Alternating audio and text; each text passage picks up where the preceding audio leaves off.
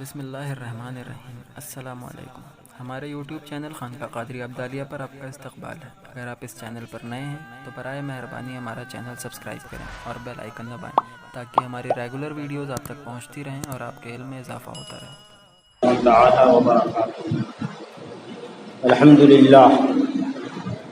للہ نحمده ونستعینه ونستغفره ونؤمن به ونتوکل علیہ ونعوذ باللہ من شرور انفسنا ومن سیئات اعمالنا من يهده الله فلا مضل له ومن يضلله فلا هادي له ونشهد ان لا اله الا الله وحده لا شريك له ونشهد ان سيدنا ومولانا محمدا عبده ورسوله قال الله تبارك وتعالى في القرآن المجيد والفرقان الحميد أعوذ بالله من الشيطان الرجيم بسم الله الرحمن الرحيم يا أيها الذين آمنوا اتقوا الله وكونوا مع الصادقين صدق الله مولانا العظيم وبلغنا رسوله النبي الأمين المكين الكريم ونحن على ذلك لمن الشاهدين والشاكرين والحمد لله رب العالمين۔ محترم سامعین، ابھی میں نے جس آیت کریمہ کی تلاوت کرنے کا شرف حاصل کیا ہے، اس کی خوشائی سے قبل ضروری سمجھتا ہوں کہ نبی والے نبی کی بارگاہ میں جی لگا کر درود پاک پڑھیں۔ اللہم صلی علی سیدنا مولانا وسلم۔ حضرات، اسلامی سال کا یہ دوسرا مہینہ ہے اور اس دوسرے مہینے کا یہ دوسرا جمعہ ہے، جس کے متعلق میں نے پچھلے ہفتے بھی عرض کیا تھا کہ یہ ماہ سفر المظفر ہے، جس کے متعلق ہمارے یہاں خصوصاً خواتین میں بہت ساری بدگمانیاں بھری پڑی ہیں، اس سے اجتناب اور پرہیز کی ضرورت ہے۔ جہاں بدگمانیاں ہیں، جہاں بہت سارے خرافات ہیں، وہیں اللہ تبارک و تعالیٰ کے محبوب اولیاء کاملین کی آراز کا جم غفیر بھی ہے۔ الحمدللہ تبارک و تعالیٰ ہر مہینے میں اللہ کے مقدس ولیوں کا اللہ کے یہاں وصال ہوا ہے اور آپ کا عرس منایا جاتا ہے۔ یہ مبارک مہینہ سفر کا ہے، اس میں بھی کئی آراز مبارکہ ہوتے ہیں۔ اس کی پہلی ہی تاریخ کو حضرت وارث پاک علیہ رحمت و رضوان کا عرس منایا جاتا ہے۔ ہمارے شہر میں الحمدللہ حضرت شاہ جلال پیر حضرت شمس الحق دیوان علیہ الرحمہ۔ اس کے بعد اور آگے بڑھتے ہیں تو حضرت اعلیٰ حضرت عظیم البرکت مجدد دین و ملت کا عرس منایا جاتا ہے۔ پھر آگے بڑھتے ہیں تو حضرت مجدد الفسانی رحمت اللہ تعالی علیہ کا عرس منایا جاتا ہے۔ اور اسی ماہ کی 28 سفر المظفر کو امام حسن مجتبی رضی اللہ تعالیٰ عنہ کا عرس مبارک بھی منایا جاتا ہے۔ دوستان محترم، پچھلا مہینہ یعنی کہ ماہ محرم الحرام نبی کی آل سے یعنی کہ حضرت امام حسین سے یاد کیا جاتا ہے، اور یہ مہینہ حضرت امام حسن کی یاد سے جو ہے ہم تمام لوگ اپنے دلوں کو منور و مجلا کیا کرتے ہیں۔ یہ اللہ والوں کی شان اس قدر عرف و اعلیٰ کیوں ہے؟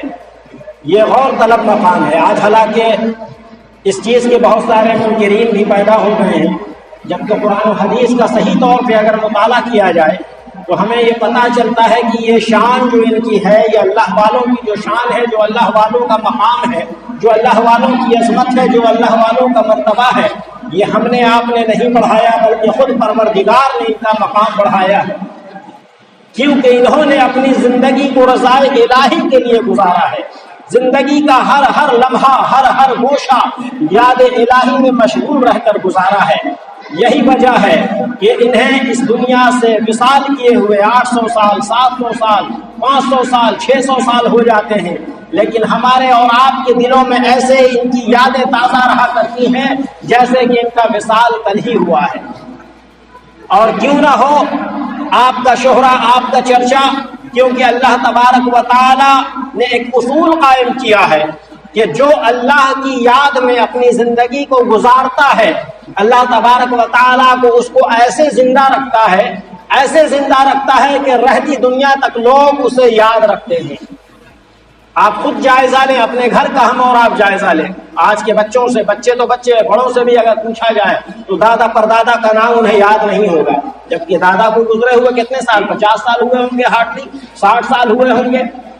لیکن اسی شخص سے اگر پوچھا جائے کہ حضرت شاہ جلال پیر کہاں ہیں، کس محلے میں ہیں، تو فوراً بتا دے گا شاہ جلال پیر میں ہے۔ حضرت شاہ شمسل حق دیوان کہاں آرام فرما رہے ہیں؟ تو چوکھنڈی پہ آرام فرما رہے ہیں، منڈی کیشور خاں میں آرام فرما رہے ہیں۔ تو پتہ یہ چلا کہ جو شخص دنیا کے لیے جیتا ہے، دنیا داری میں جیتا ہے، اللہ اسے ایسے مارتا ہے کہ خود اس کے گھر والے اسے بھول جایا کرتے ہیں۔ اس سے پوچھے گا اس کے دادا کا مزار کہاں ہے، نہیں پتا ہوگا۔ بعض افراد کو تو دادا کا نام نہیں پتا ہوگا، دادا کی وصال کی تاریخ تو دور کی بات ہے۔ عزیزان ملت اسلامیہ، لیکن یہیں پر ایک دوسرا مقام یہ آتا ہے کہ جب آپ اللہ رب العزت کی یاد میں اپنی زندگی گزارا کرتے ہیں، صبح و شام اس کی رضا کے لیے گزارا کرتے ہیں، تو اللہ آپ کے نام کو ایسے زندہ رکھتا ہے کہ ایک ننھے سے بچے بھی سے بھی پوچھا جائے کہ غوث اعظم کہاں ہے تو بتا دے گا بغداد میں ہے۔ اس بچے سے پوچھا جائے خواجہ خواجگان کہاں ہے، بتا دے گا اجمیر میں ہے۔ دوستان محترم، تو یہ اللہ والوں کی شان ایسی شان ہے کہ بچوں کے دلوں میں اللہ تبارک و تعالیٰ نے ان کی محبت کو ودیعت فرما دیا ہے۔ کیونکہ میں ادھر ادھر کی بات نہیں کرتا، آئیے قرآن عظیم سے پوچھتے ہیں کہ اولیاء کا مقام کیا ہے۔ حضرت سلیمان علیہ السلام کا دربار سجا ہوا ہے، ملکہ بلقیس کو آپ کے دربار میں آمد کی دعوت دے دی گئی ہے، انوائٹ کر دیا گیا ہے۔ حضرت سلیمان علیہ السلام چاہتے ہیں کہ ملکہ بلقیس جس تخت پر تخت نشی ہوتی ہیں، بیٹھتی ہیں، وہ تخت ان کے آنے سے قبل یہاں آ جائے۔ ملکہ بلقیس کی سواری اپنے ملک سے چل چکی ہے، ملک سبا سے وہ حضرت سلیمان علیہ السلام کے دربار میں حاضری کے لیے آ چکی ہیں، چند ہی دنوں میں یہ آنے والی ہیں، اور موسیٰ علیہ السلام کی جو خواہش ہے وہ خواہش کی تکمیل کرنے کے لیے کم سے کم ایک مہینے کی مسافت طے کرنی ہوگی۔ ایک مہینہ کنٹینیو جب آپ سفر کریں گے تب جا کے آپ ملکہ بلقیس کے تخت بلقیس کو لا سکتے ہیں۔ دوستان محترم، اللہ کے پیارے نبی حضرت سلیمان علیہ السلام کا دربار سجا ہوا ہے۔ آپ کے دربار میں انسان بھی ہے، جنات بھی ہیں، حیوان بھی ہے، چرند و پرند سب کے سب موجود ہیں۔ حضرت سلیمان علیہ السلام نے ارشاد فرمایا، میں چاہتا ہوں کہ بلقیس کا تخت اس کے آنے سے پہلے ہمارے محل میں لا کر حاضر کر دیا جائے۔ قال عفریت من الجن، قرآن کا لفظ ہے، قرآن فرما رہا ہے، اللہ تبارک و تعالی ارشاد فرماتا ہے، ایک جن کھڑا ہوا اور اس کا نام عفریت ہے، اس نے کہا کہ یا سلیمان علیہ السلام میں یہ کام کر سکتا ہوں۔ سلیمان علیہ السلام نے فرمایا کتنی دیر میں کر سکتے ہو؟ اور اس نے کہا آپ کا دربار جب برخاست ہوگا، آپ کا دربار صبح میں لگتا تھا، دوپہر کو برخاست ہوا کرتا تھا، آپ کا دربار جب برخاست ہوگا میں وہ تخت لا کر یہاں رکھ دوں گا۔ حضرت سلیمان علیہ السلام نے کہا یہ کوئی کمال نہیں ہے، یہ کوئی بہت جلدی تم نے نہیں کر دیا، سوچئے ایک مہینے کی دوری ہے، ایک مہینے کا سفر کریں گے تو جا کر وہ چیز آئے گی، وہ تخت آئے گا۔ اور جس کو جن نے کہا کہ میں آپ کا محل برخاست ہونے سے پہلے، دربار برخاست ہونے سے پہلے اسے لا کر رکھ دوں گا، سلیمان علیہ السلام نے اسے ایکسپٹ نہیں کیا۔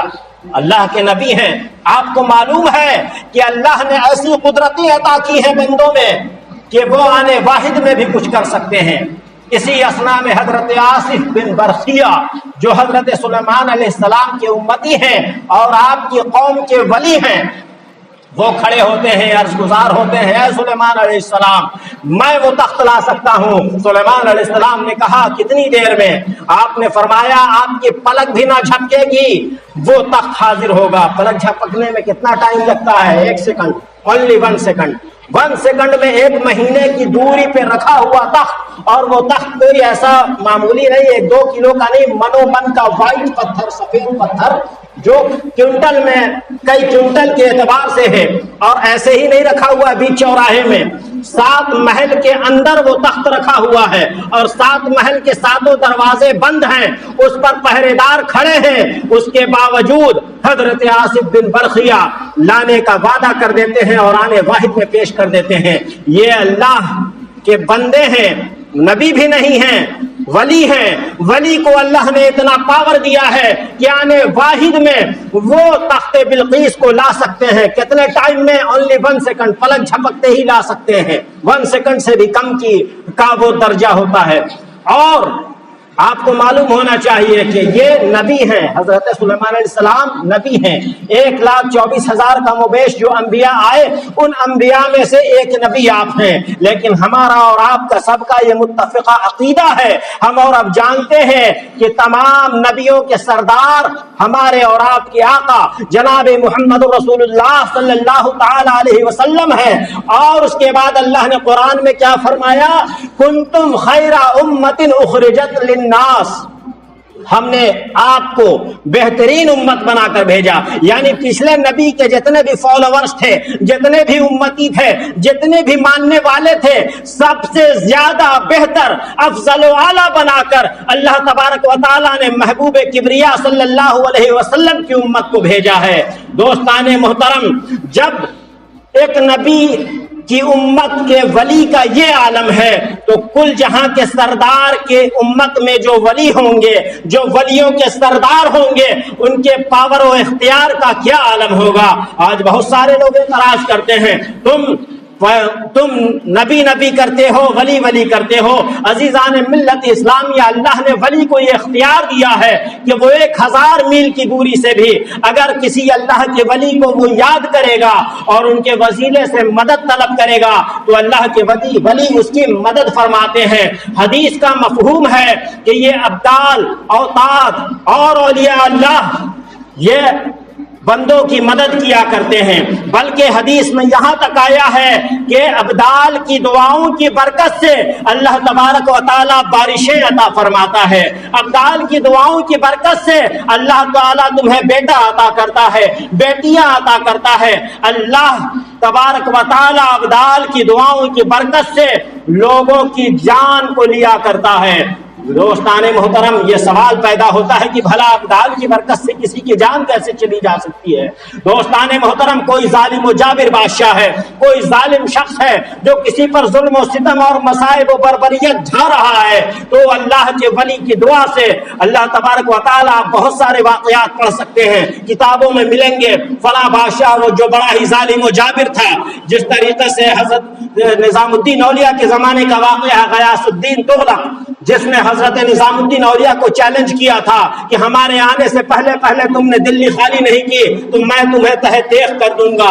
دوستان محترم، اسے دلی دیکھنا بھی میسر نہ ہوا۔ نظام الدین اولیاء محبوب الہی بارہا یہ فرماتے رہے، مریدین پریشان ہو رہے ہیں، یا مرشد محترم وہ اس کا قافلہ، اس کا گروہ جو ہے قریب سے قریب تر ہے۔ حضرت نظام الدین اولیاء نے فرمایا دلی دورست، اور حقیقتاً دلی دور ہو گیا۔ وہ دلی آنے سے پہلے ہی محل پہ بجلی گری اور وہ خاکستر ہو گیا۔ دوستان محترم، اللہ کے ولیوں کی بارگاہوں میں خراج عقیدت پیش کرتے رہا جائے اور ان کی سیرتوں کو پڑھتے رہا جائے اور اس کے مطابق اپنی زندگی گزارنے کی کوشش کرتے رہا جائے۔ اللہ سے دعا ہے کہ ہمیں آپ کو عمل کی توفیق عطا فرمائے۔ وآخر دعوانا الحمدللہ رب العالمین۔